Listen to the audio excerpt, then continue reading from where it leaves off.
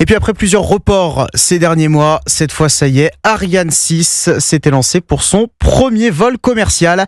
La fusée européenne vient donc de réaliser ce premier vol pour placer en orbite autour de la Terre un satellite militaire français. Maxime Gondelot, le décollage a eu lieu à 17h24 depuis la base spatiale de Kourou en Guyane.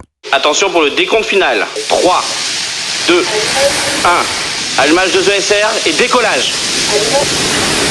Pilotage calme.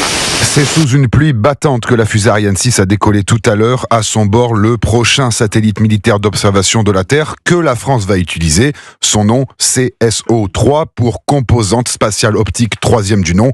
L'enjeu d'Ariane, c'était de placer en orbite à 800 km d'altitude ce satellite militaire d'observation. C'est chose faite. En Europe, seule la France et l'Italie disposent de satellites militaires, alors que les États-Unis ou la Chine disposent de centaines de satellites actifs déjà placés en orbite dans l'espace. Alors le rôle du satellite est simple, compléter la surveillance de la Terre pour le compte du commandement de l'espace de l'armée de l'air et donc améliorer les capacités de renseignement de la France. Ce premier vol embarquant un satellite commercial doit aussi sécuriser à l'avenir l'accès autonome des Européens à l'espace, car depuis 2022 et l'invasion de l'Ukraine par la Russie, les Européens n'ont plus accès au vaisseau russe Soyouz, jusqu'à là essentiel pour tout décollage. Maxime Gondelot.